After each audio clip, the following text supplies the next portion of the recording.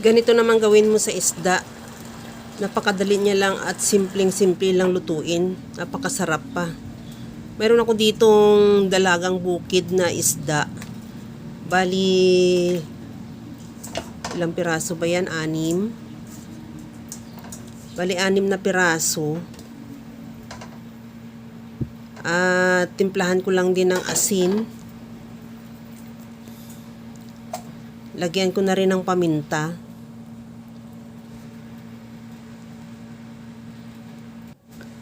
Lagyan ko rin ng luya. Maglagay din ako ng turmeric powder.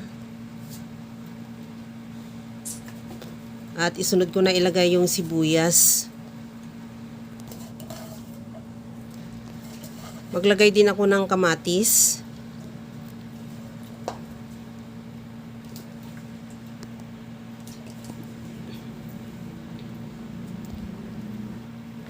Lagyan ko ng tanglad or lemongrass at isunod ko na rin ilagay yung onion leeks or sibuyas dahon.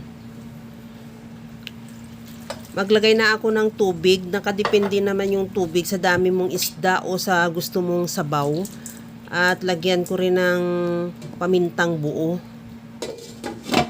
Takpan hanggang sa maluto yung isda.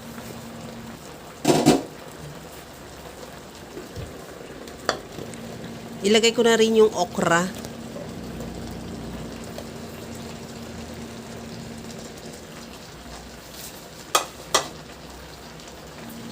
Takpan ko ulit hanggang sa maluto lang din ang okra.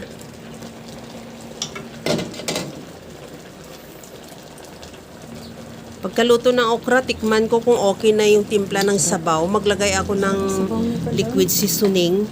Kahit anong seasoning available sa'yo, pwede. Pwede rin yung cubes or granules.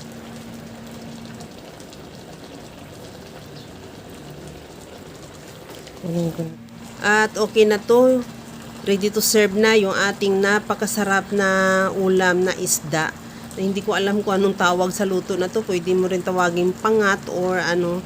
Kasi nakita ko lang naman to sa social media, napanood ko. Kaya ginaya ko lang din. Masarap din pala siya. Napakasarap niya at napaka-healthy pa. Kaya mga kalasa, kung nagustuhan mo yung ating video, please like na lang at pakishare na rin sa inyong mga friends. At kung bago ka pa lang sa aking channel, subscribe na at i-click mo na rin ang bell button para sa mga notification. Hanggang sa muli mga kalasa, thank you for watching. Bye-bye!